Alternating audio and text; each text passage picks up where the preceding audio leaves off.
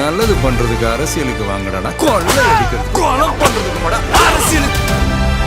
தாவேகா ஆட்சி அமைந்து கிட்டத்தட்ட 1 மாதம் ஆக போகுது சார். அவங்களோட செயல்பாடுகள் எப்படி இருக்கு சார்? அவங்களோட திட்டங்கள்லாம் வந்து எந்த அளவுக்கு செயல்முறையில் இருக்கு அப்படின்னு நினைக்கிறீங்க சார்? ரொம்ப small period to judge any government. ஆனா துவக்கம் நல்லா இருக்குங்க. விஜய் அவர்களே எந்த மந்திரியாவது யாராவது ஏதாவது லஞ்சம் கிஞ்சம் கம்ப்ளைண்ட் வந்தா உடனே நடவடிக்கை எடுக்கப்படும். இது மாதிரி யார் சொல்லியிருக்காங்க? எந்த முதலமைச்சர் சொல்லியிருக்காங்க? ஒழுங்கா பங்கு கொடுத்துருன்னு கேட்பாங்களே தவிர. ஸோ ரியலி ஒரு change of government in all respect தெரியுது. எந்த மாநிலத்திலும் டாக்டர் அம்பேத்கர் அவர்கள் இடஒதுக்கீடுக்கு சொன்னார் பாருங்க, 17% எஸ்சிக்கு 5% எஸ்டின்னு சொல்லி 22%. அந்த 22% 35 பேர் மந்திரியில 8 பேரை மந்திரியாக்கி established very very social justice government தான் இது. சுதந்திரத்துக்கு பிறகு அமைந்த எந்த மாநில அரசிலும் இந்த மாதிரி இருந்தது. அதுக்காக அவருக்கு ஒரு பெரிய சல்யூட் அடி. திமுக தலைவர் என்ன சொல்லியிருந்தாரு அப்படின்னா 6 மாசம் நாங்க எதுவும் டிஸ்டர்ப் பண்ண மாட்டோம்னு சொல்லியிருந்தாங்க. ஆனா அவங்க செயல்பாடுகள் செஞ்சாரா? அடுத்த நாளே ஆரம்பிச்சார ஒப்பாரிய. என்னங்க இது? அவருக்கு தோல்விய உணர முடியல, தோல்வியை ஏத்துக்க முடியல, மக்கள் அளித்த தீர்ப்பு அவங்களுக்கு வந்து சகிக்க முடியல. அதனால அப்பாவும் பிள்ளையும் மாறி மாறி கதறிட்டு இருக்காங்க. அடிக்கடி சொல்றது என்னன்னா ஒரு மாயையில் இருக்காங்க, 6 மாசம் கூட இந்த ஆட்சி தாங்காது அப்படிங்கிற மாதிரி தொடர் விமர்சனம். நேத்து கூட உதயநிதி பேசும்போது என்ன சொல்லியிருந்தாங்கன்னா கேடுகட்ட ஆட்சி நடக்குது அப்படிங்கிற மாதிரி. இல்ல ரொம்ப மோசமா பேசுறாங்க. கேடுகட்ட ஆட்சின்னு மட்டும் இல்லைங்க, சோபா மாடல் ஆட்சி. இவங்கெல்லாம் ரொம்ப யோக்கிய சிகாமணிங்க. விஜய் சொல்ற மாதிரி எனக்கு வாயில வந்துட போகுதுன்னு தோணுது. நல்லா வருது வேணான்னு பாக்குறேன்.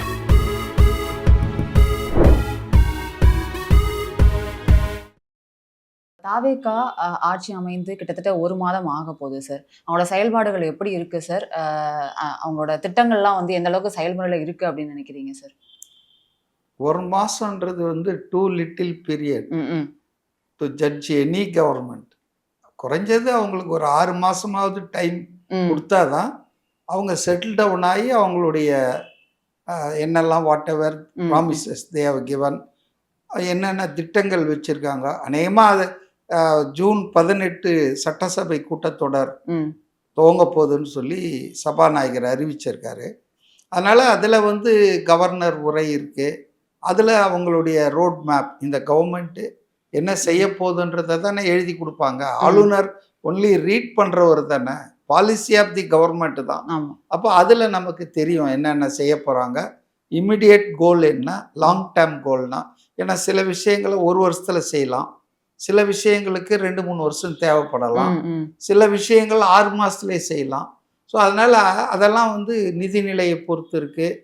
அப்போ அதை பற்றி கூட ஒயிட் பேப்பர் தரேன்னு சொல்லி மரிய வில்சன் சார் சொல்லியிருக்காரு நிதிநிலையை பற்றி. அதுவும் அநேகமாக சட்டமன்ற கூட்டத்தொடர் தொடங்கிறதுக்கு முன்னாலேயே அது வெளியாகும்னு நினைக்கிறேன். அதுக்கப்புறம் சட்டமன்ற கூட்டத்தொடரில் பட்ஜெட் சமர்ப்பிப்பாங்க. இப்போ அதுலேயும் வந்து எந்த இதுக்கு ப்ரியாரிட்டி கொடுக்குறாங்க அப்படின்றதும் நமக்கு தெரிஞ்சுக்கலாம். அதனால் 1 மாதம் ஆகலை. நீங்கள் சொன்ன மாதிரி 10ஆம் தேதி தான் அவர், மே 10 தான் அவர் பதவி ஏற்றார். 13ஆம் தேதி தான் நம்பிக்கை வாக்கை அவர் வந்து சட்டமன்றத்தில் அடைந்தார். அதுக்கப்புறம் பார்த்தீங்கன்னா அமைச்சர்கள்லாம் நியமிச்சது அதுக்கப்புறம் ஒரு 10 நாள் கழிச்சு தான். ஸோ ப்ராக்டிக்கலாக பார்த்தா 2 வீக்ஸ் தான் இருக்கு. ஆனால் நமக்கு டேட் பார்த்தீங்கன்னு சொன்னால் ஆல்மோஸ்ட் ஒரு 4 நாள் வந்தால் முதல்வராக அவர் பதவி பிரமாணம் எடுத்து 1 மாதம் ஆகும். ஆனால் இந்த கவர்மெண்ட் வந்து ஆஸ் இட் இஸ் 35 அமைச்சர்களும் பதவி எடுத்து அது மாதிரிலாம் செயல்பட தொடங்கி 2 வீக்ஸ் தான் ஆகுதுங்க. அதனால இட் இஸ் ரொம்ப small period to judge any government. Okay sir. அதே மாதிரி நீங்கள் சொன்னீங்க, ஆனால் துவக்கம் நல்லா இருக்குங்க. இந்த எடுப்புலேயே உதாரணத்துக்கு நேற்று இந்த பிடபிள்யூடி கான்ட்ராக்டர்ஸ் எல்லாம் மீட் பண்ணியிருக்காங்க, Aadhav Arjuna and others ministers. அப்போ அவங்க தெளிவாக சொல்லியிருக்காங்க, கமிஷன்றது இவ்வளோ நாளாக 11% சீஃப் மினிஸ்டருக்கு, 8% மினிஸ்டருக்கு, 8% ஆஃபீஸர்ஸ்க்குன்னு மோர் தேன் 20-25% கமிஷனாகவே போயிருக்கு எல்லா ப்ராஜெக்ட்லையும். இது எவ்வளோ பெரிய அயோக்கியதானம். Public money was looted like this. ஆனால் இவங்க கொஞ்சம் கூட கூச்ச நாச்சம் இல்லாமல் வந்து பேசிகிட்டு இருக்காங்க. உதயநிதி இந்த ஸ்டாலின்லாம். இனிமேல் தான் வரப்போகுது. இவங்களுடைய அத்தனை ஊழல்கள், அடிச்ச கொள்ளையெல்லாம் it is going to come out. And மக்கள் வந்து காரி துப்ப போறாங்க. இன்னும் 1 மாசம் 2 மாசத்துல இவங்க அம்பலமாக போறாங்க. நேரு மேல 1 வருஷமா எஃப்ஐஆர் போடாம வந்து இப்ப போட்டிருக்கு. கோர்ட் வந்து ஏன் எஃப்ஐஆர் போட்டீங்கன்னு கேட்டுட்டு இருக்குது. என்ன கொடுமை பாருங்க. செந்தில் பாலாஜிக்கு கவர்னருக்கு லெட்டர் கொடுத்துட்டாங்க. ஏன்னா அவர் மினிஸ்டரா இருந்ததால கவர்னர் சாங்ஷன் பண்ணணும். ஸோ அதனால ரைட் பாத்துல போறாங்க. முதல் கேபினெட் மீட்டிங்கு அதில் அவங்க சொன்ன அந்த இரட்டை இலக்கு, அதாவது ட்வின் டாஸ்க்ஸ் அப்படின்றது அவங்கள பார்த்தா, ஒன்று போதை இல்லா தமிழகம், லஞ்சம் இல்லாத நிர்வாகம். இந்த 2 தாங்க தமிழ்நாட்டின் மக்களை வாட்டி வதைக்கிற பிரச்சனைகளில் 50% மேல் இதுதான். இந்த 2 தான். போதையின் காரணமாக இன்னைக்கு பெண்களுக்கு பாதுகாப்பு இல்லை, பெண்கள் மீதான குற்றங்கள், பாலியல் வன்மைகள் எல்லாமே அதிகமாயிட்டு இருக்கு. கிராமம், நகரம் எல்லா இடத்துலையும் பெண்களுக்கு எதிரான குற்றங்கள், பொதுவான குற்றங்கள் அதிகரிப்பதற்கு மெயின் வந்து போதை கலாச்சாரத்தில் நம் மாநிலம் சிக்கி தவிப்பது தான். ஸ்கூல் சில்ட்ரன்லேருந்து யூத் வரைக்கும் விக்டிம்ஸ் ஆகிட்டு இருக்காங்க. ஸோ அது பண்ணாலே பாதி ப்ராப்ளம் சால்வ் ஆகிடும், லா அண்ட் ஆர்டர் இஷ்யூஸ்லாம். அதே போல் நிர்வாகத்தில் லஞ்ச ஊழலை ஒழிச்சாங்கன்னு வச்சிங்களேன், people will be very happy. அதனால் இந்த 2 விஷயத்தை ஃபஸ்ட்டு கேபினெட் மீட்டிங்கில் அவங்க வந்து ஒரு டாஸ்காக வச்சுருக்காங்க.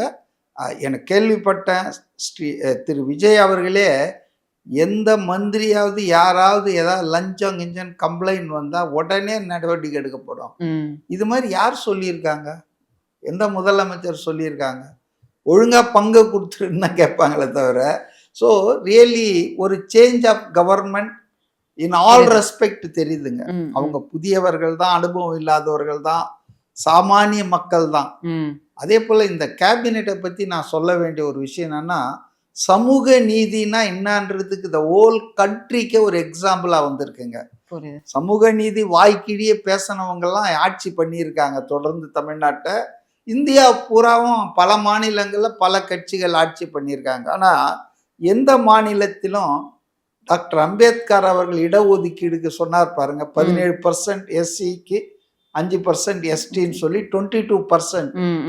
அந்த 22% 35 பேர் மந்திரியில 8 பேரை மந்திரியாக்கி எஸ் established a very very social justice government தான் இது. அந்த மக்களுக்கு, தலித் மக்களுக்கு, இப்ப டெப்டி ஸ்பீக்கர் கூட தலித்துன்னு கேள்விப்பட்டான். அப்படி பார்த்தா 9வது.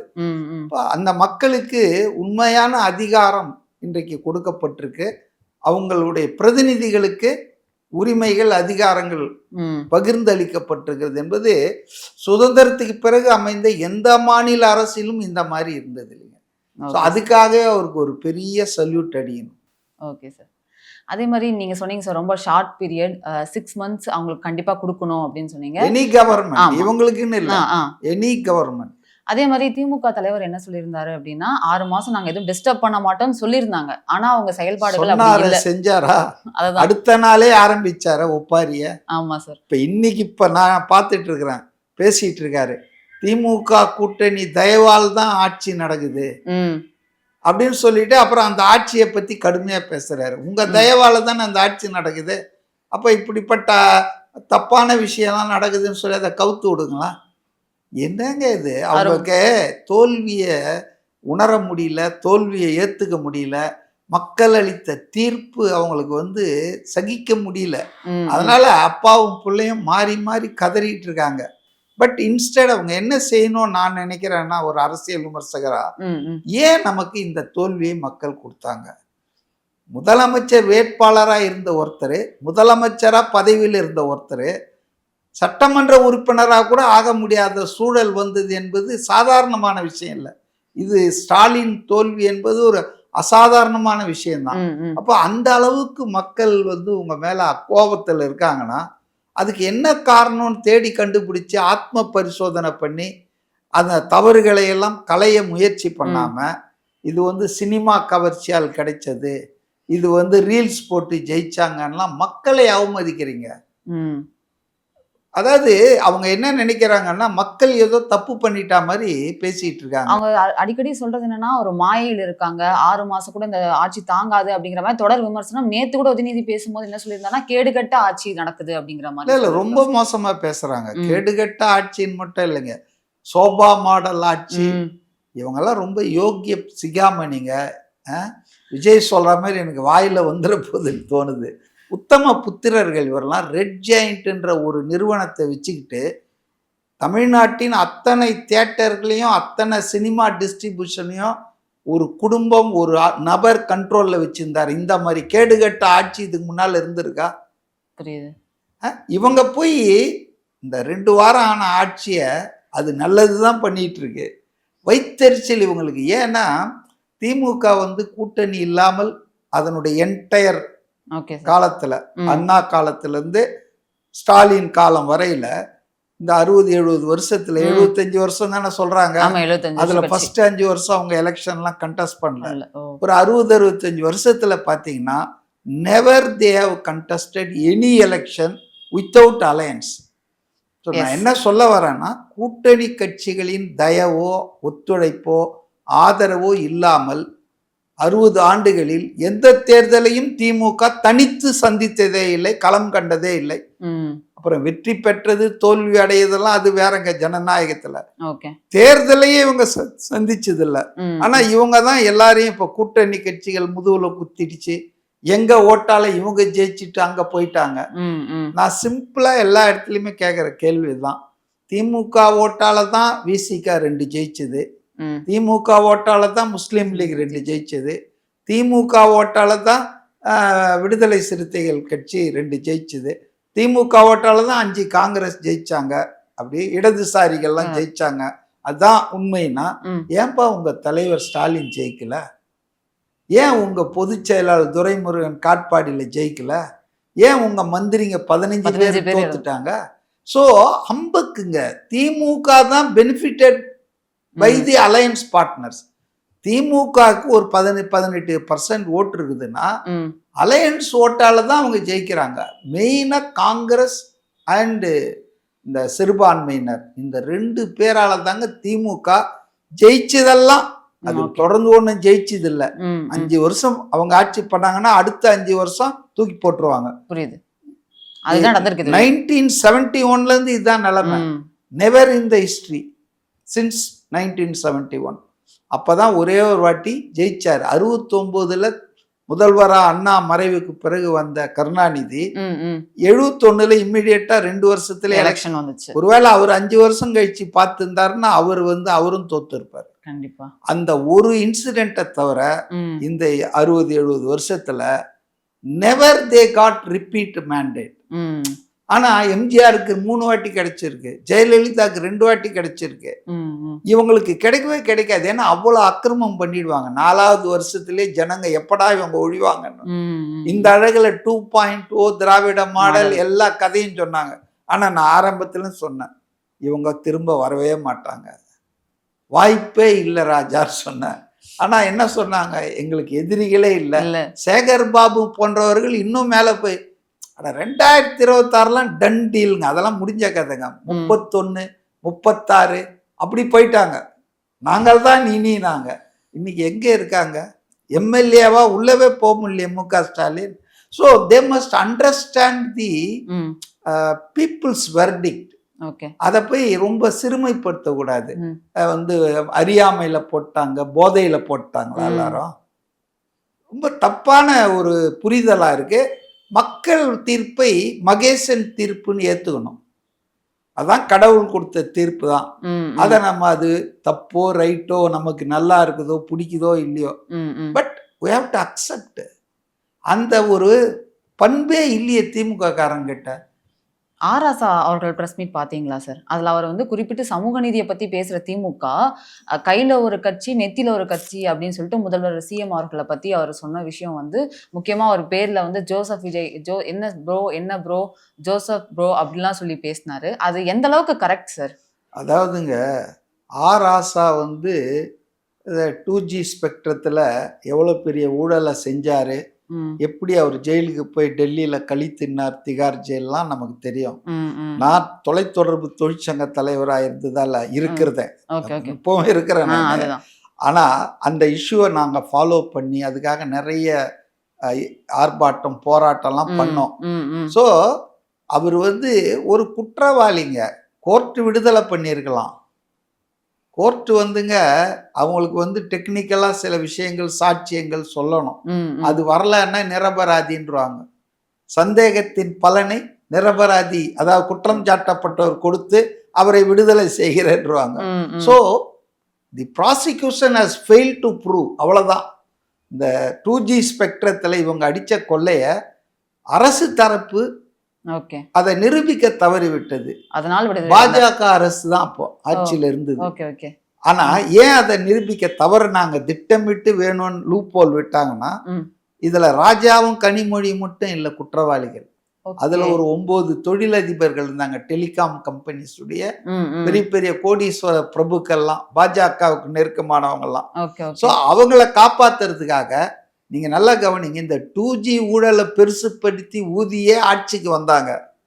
ஆனா வந்த உடனே என்ன பண்ணாங்கன்னா, அந்த ஊழல் அந்த வழக்கை நீர்த்து போக வச்சு சாட்சிகளை கலைக்க வச்சு, ஏன்னா இவங்களுக்காக அவங்க செய்யல, அந்த மற்ற 7 பேரை தொழிலதிபர்களை காப்பாத்த.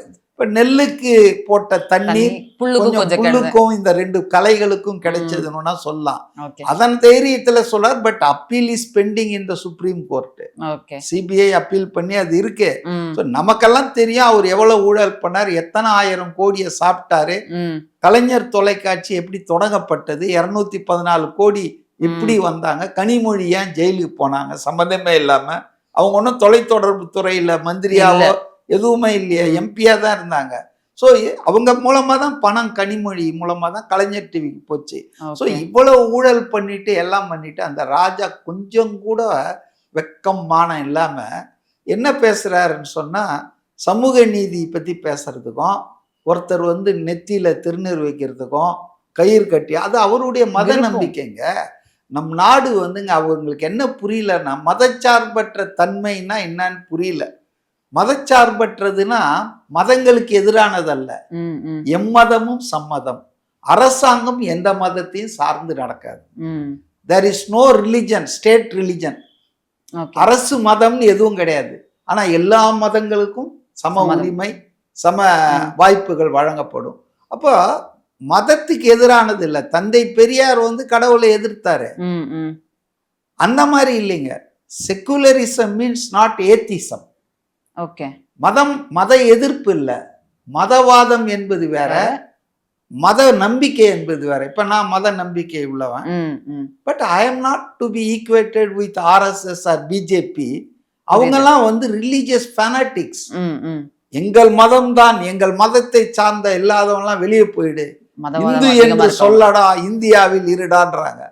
பட் இந்தியா என்பது எல்லாருக்கும் பொதுவானது, எல்லாருக்கும் சொந்தமானது. இங்க முஸ்லீம் வாழலாம், கிறிஸ்துவர் வாழலாம், ஜெயின் வாழலாம், சீக் வாழலாம், இந்து வாழலாம், எல்லாரும் வாழலான்றதுதான் செக்குலரிசம். அரசாங்கம் எந்த மதத்தையும் சார்ந்திராது. இத புரிஞ்சிக்காம மதச்சார்பின்னா என்ன, சமூக நீதினா என்னங்க, அவர் தான் சமூக நீதி நிலைநாட்டி இருக்காரு. இதே ராஜாவை, இந்த ஆள் நாடறிஞ்ச தலைவர் தானே ராஜா. ராஜா வந்து பெரம்பலூர்ல எம்பியா இருந்தாரு. அது வந்து தனி தொகுதியா இருந்த வரைக்கும் அத வந்து பொது தொகுதியா ரொட்டேஷன்ல வரும், மாறும் இல்ல. மாறின ஒன்னும் அவர் அங்கே நிக்க வச்சிருந்தா அது கூட ஜெயிக்க வச்சிருக்கலாம். அவர் அங்க நிக்க வைக்கல, அவரை வந்து நீலகிரிக்கு பார்சல் பண்ணார் கருணாநிதி. ரிசர்வ் தொகுதியில தான் நீங்க நிக்கணும், தலித், அதுக்கு மேல எல்லாம் வரக்கூடாது. ஆனா இவர் பாருங்க 2 பேரை நிக்க வச்சாருங்க ஜெனரல் கான்ஸ்டிடுவன்சில. யாரு, விஜய் வந்து 2 தொகுதியில ஜெனரல். ஜெயலலிதா இதுக்கு முன்னால பண்ணியிருக்காங்க. திருச்சி லோக்சபா கான்ஸ்டிடுவன்சில ஜெனரல் கான்ஸ்டிடுவன்சி தலித் எழில்மலைன்னு ஒருத்தர் நிக்க வச்சு ஜெயிக்க வச்சாங்க. ஸோ இவனுங்க போலீஸ் சமூக நீதியை பேசிக்கிட்டு இவங்க திமுக இருக்கிற 80-88 கட்சி மாவட்ட செயலாளர் எத்தனை பேர் தலித் இருக்காங்க? ராஜா இப்படியே உட்காந்துட்டே போக வேண்டியதுதான். முக்கிய போஸ்டுக்கு எதுவும் வரமாட்டார், பொதுச் செயலாளராவோ பொருளாளராவோ வரவே மாட்டார். அவரு டெப்யூட்டி, 10 டெப்யூட்டியில இவர் ஒருத்தரா இருப்பாரு. ஓகே. அதனால திமுக என்பது சமூக நீதிக்கு எதிரான கட்சி. ம். மதச்சார்பின்மை சும்மா பேசுவாங்க. ம். அவங்க எப்படி சிறுபான்மை மக்களுக்கு எதிரானவர்கள் சித்தரிக்கிறதுக்கு ஒரே ஒரு உதாரணம் சொல்றாங்க. 2002 குஜராத்தில் இன்றைக்கு பிரதமரா இருக்கிற மோடி அன்றைக்கு முதலமைச்சரா இருந்தாரு. ஓகே அப்போ அங்க முஸ்லிம்கள் நரவேட்டையாடப்பட்டார்கள். ஒரு ரயில் விபத்தை காரணமாக ஆமா. காட்டி கோத்ரா ஸ்டேஷன்ல ஒரு ரயில் பெட்டி எரிஞ்சது, அதுல சில இந்துக்கள் இறந்துட்டாங்கன்னு சொல்லி அதை முஸ்லிம்கள் தான் அது காரணம் சொல்லி பல ஆயிரம் முஸ்லிம்கள் கொல்லப்பட்டார்கள், பெண்கள் கற்பழிக்கப்பட்டார்கள். உலகமே இதை எதிர்த்து குரல் கொடுத்தது, உலக நாடுகள் குரல் கொடுத்தது. ஆனா அப்ப திமுக மந்திரிகள் வாஜ்பாய் அரசுல, பாஜக அரசுல ஃபெவிகால் போட்டு உக்காந்துட்டு இருந்தாங்க. இதுதான் இவங்க சிறுபான்மையினருக்கு மேல கொண்ட அக்கறை. எதுக்கு இதெல்லாம்? அதாவதுங்க, ராஜா வந்துங்க ஒரு கூலி பேச்சாளர் மாதிரி. திமுக குறிப்பா தலித் தலைவர்களை அடிக்கணும்னா தலித்தால எடுத்துன்னு வந்து உட்கார வைப்பாங்க. திருமாவளவனை திட்டணும்னா ராஜாவை யூஸ் பண்ணுவாங்க. இப்ப பேராசிரியர் காதர் மொய்தீனை திட்டினா அப்துல்லான்ற ஒரு ஆள் எடுத்துன்னு வைப்பாங்க. ஜாதிய கட்சிங்க அது. திமுக என்பது தலித்துகளுக்கு எதிரான கட்சி. திருமாவளவன் பண்ண தப்பே என்னன்னா, அந்த கட்சியில போய் ஒரு 9-10 வருஷம் அதுக்கு முட்டு கொடுத்துக்கிட்டு வேங்கை வயல், நாங்குநேரி இதையெல்லாம் சகிச்சுட்டு இருந்தார் பாருங்க, கூட்டணி தர்மம்னு. அதுக்குதான் இன்னைக்கு அவரை கேட்கறாங்க, எல்லாரும் பேசுறாங்க. Okay sir. எனக்கு தேவையான தகவல் கொடுத்ததுக்கு ரொம்ப நன்றி சார்.